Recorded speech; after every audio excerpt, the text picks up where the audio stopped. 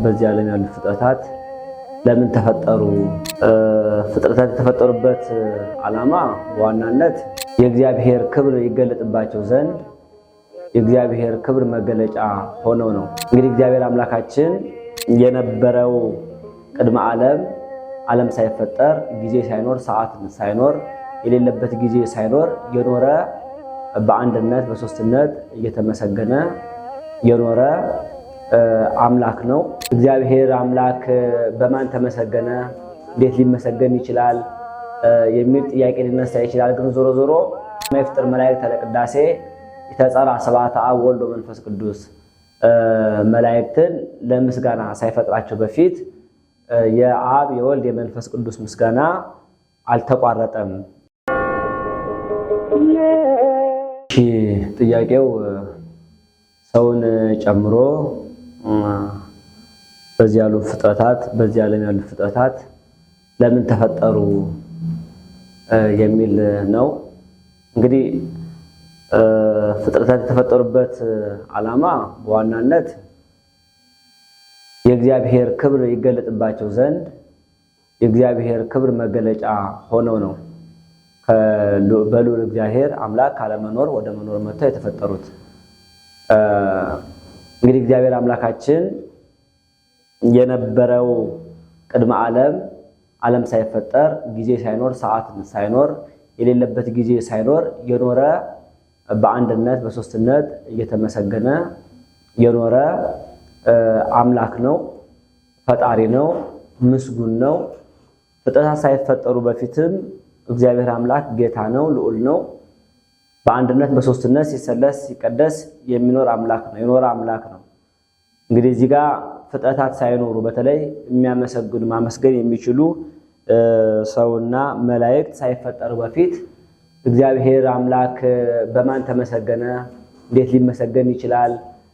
የሚል ጥያቄ ሊነሳ ይችላል። ግን ዞሮ ዞሮ እምቅድመ ይፍጠር መላእክት ተለቅዳሴ የተጸራ ስብሐተ አብ ወልድ ወመንፈስ ቅዱስ መላእክትን ለምስጋና ሳይፈጥራቸው በፊት የአብ የወልድ የመንፈስ ቅዱስ ምስጋና አልተቋረጠም ይለናልና የእግዚአብሔር አምላክ ምስጋና የተቋረጠ አይደለም። ዓለም ሳይፈጠር በፊት እንግዲህ ማን ያመሰግነው ነበረ ሲባል እግዚአብሔር አምላክ ለመመስገን፣ እግዚአብሔር አምላክ ለመንገስ፣ እግዚአብሔር አምላክ ለመክበር ሌላ ነገር የሚያስፈልገው አምላክ አይደለም። ካለ ነገር አያስፈልገውም። ለምን ቢባል ምስጋናው፣ ጌትነቱ፣ ንግስናው ሁሉ የባህሪው ስለሆነ ማለት ነው። ስለዚህ ለመንገስ እግዚአብሔር የሚነግስበት ሀገር የሚነግስበት ሕዝብ አያስፈልገውም። ለመመስገን የሚያመሰግነው አመስጋኝ አካል አያስፈልገውም። የሚያመሰግነው ሳይኖር የተመሰገነ ነው ማለት ባህሪው በምስጋናው ጌትነቱ በአጠቃላይ የባህሪ ገንዘቡ ነው ማለት ነው። በዓል ዘኢይሌቅዎ እግዚ ዘኢይግዕዝዎ ንጉሥ ዘኢይሰይምዎ ስብሐቲሁ ዘማቤዎ ወውዳሴው እንቲአሁ። ስለዚህ የማይቀሙት ጌታ የማይሾሙት ንጉሥ ምስጋናው ጌትነቱ በአጠቃላይ የባህሪ ገንዘቡ የሆነ ይባላል እና ስለዚህ እግዚአብሔር አምላክ ምስጋናው ጌትነቱ ሁሉ የባህሪው የራሱ ስለሆነ ለመመስገን ለመክበር ሌላ አካል የሚያስፈልገው ስላልሆነ መላእክት አመስጋኞች ፍጥረታት ሳይፈጠሩ በፊት እግዚአብሔር አምላክ የተመሰገነ ነው ማለት ነው። ምናልባት ይሄ ከአይምሮ ረቀቅ ሊል ይችላል። ዞሮ ዞሮ ግን ለመረዳት ያህል አንድ ሰው መልካም ስራን ሰርቶ መልካም አድርጎ የሚያመሰግነው ሰው ባይኖርም እንኳ ውስጡ ራሱ የተመስጋኝነት ስሜት ይሰማዋል፣ ይመሰግናል ማለት ውስጡ ራሱን በራሱ ያመሰግናል። እኔ እኮ መልካም ሰው ነኝ እያለ ራሱን በራሱ ያመሰግናልና እንደዚሁም ሁሉ እግዚአብሔር አምላክ ፍጥረታት ሳይኖርም በፊት በባህሪው ቸር ነውና በባህሪው ደግ ቅን ሁሉን ቻይ አምላክ ነውና ይሄ ባህሪውን ያመሰግነዋል ማለት ነው። አንድ መምህር ተማሪ ባይኖርም ተማሪ ስላልኖረ ወይም ደግሞ ተማሪ ኖሮ ተማሪዎችን ስላላስተማረ መምህር አይደለም አይባልም። አያውቅም፣ አላዋቂ ነው፣ ጨዋ ነው አይባልም። ሊቅነቱ አዋቂነቱ በውስጡ አለ፣ ራሱ ያውቀዋል። ስለዚህ መምህር ነኝ ይላል ማለት በመምህርነት አይን ነው ራሱን የሚመለከተው። እንደዚህ ሁሉ ፍጥረታትን ባይፈጠሩ እግዚአብሔር አምላክ የፈጠረው ፍጥረት ባይኖርም ፈጣሪነት የባህሪ ገንዘቡ ነው። የነገሰበት ሀገር ባይኖርም ንጉስነት የባህሪ ገንዘቡ ነው። የሚያመሰግነው ፍጥረታት ባይኖሩም ምስጉንነት ቅዱስነት የባህሪ ገንዘቡ ነውና ምስጋናው ጌትነቱ ፈጣሪነቱ አልቀረም ማለት ነው ዓለማት ሳይፈጠሩ በፊት። ግን ያ ማለት የእግዚአብሔር ምስጋናው የእግዚአብሔር ክብሩ ተገለጠ ማለት ግን አይደለም። ተገለጠ ለሌላው ታወቀ ሌላው ተገለጠ ማለት ግን አይደለም። ለምን ቢባል ሌላ ነገር ስለሌለ ሌላ ፍጥረት ስለሌለ አንድ እግዚአብሔር ብቻ ስለነበረ ሰማይ ምድር በሰማይ በምድር ያሉ ፍጥረታት ሁሉ ስላልነበሩ የእግዚአብሔር ክብሩ ጌትነቱ በባህሪው ለራሱ ነው የቀረ ማለት ነው። በባህሪው ነው የቀረ ማለት ነው። ስለዚህ አልተገለጠም ማለት ነው። ታዲያ እግዚአብሔር አምላክ ክብሩ በባህሪው እንደቀረ አውቆ ዓለምን ፈጠረ ስንል ስለዚህ ስነ ፍጥረት የተፈጠሩበት ምክንያት የተፈጠሩበት ዓላማ ምንድነው ማለት ነው? የእግዚአብሔር ክብር ይገለጥባቸው ዘንድ ነው ማለት ነው። የእግዚአብሔር ክብር የእግዚአብሔር ጌትነት ይገለጥበት ዘንድ ዓለም ተፈጥሯል። ስለዚህ ከዚህ የተነሳ የእግዚአብሔር ክብር ይገለጥበት ዘንድ የክብሩ መገለጫ ሆነው የተፈጠሩ ፍጥረታት አሉ። የክብሩ መገለጫዎች ሆነው የፈጣሪነቱ መገለጫዎች፣ የተመስጋኝነቱ መገለጫዎች፣ የመጋቢነቱ መገለጫዎች፣ የጠባቂነቱ መገለጫዎች ሆነው የተፈጠሩ ፍጥረታት አሉ። እንደገና ደግሞ የእነዚህን ተመልክቶ እነዚህን ፍጥረታት የእግዚአብሔር የክብሩ መገለጫ የሆኑ ፍጥረታትን ተመልክቶ ደግሞ እግዚአብሔር እንዳለ አውቆ እግዚአብሔር ፈጣሪ እንዳለ አውቆ እግዚአብሔር ለማመስገን እግዚአብሔር ከፍጥረታቱ ተነስቶ ለማክበር የተፈጠረ ደግሞ ፍጥረት አለ ማለት ነው። እና እግዚአብሔር አምላክ በአጠቃላይ ፍጥረታትን የፈጠረው ለምንድን ነው? የእግዚአብሔር ክብር ይገለጥባቸው ዘንድ ነው። እንግዲህ እግዚአብሔር ክብሩ ይገለጥበት ዘንድ የሰራው ስራ የፈጠራቸው ፍጥረታት ቁጥር የላቸውም። ይሄን ያህል ቁጥር ነው ይሄን ያህል ስፍር ነው የሚባል አይደለም።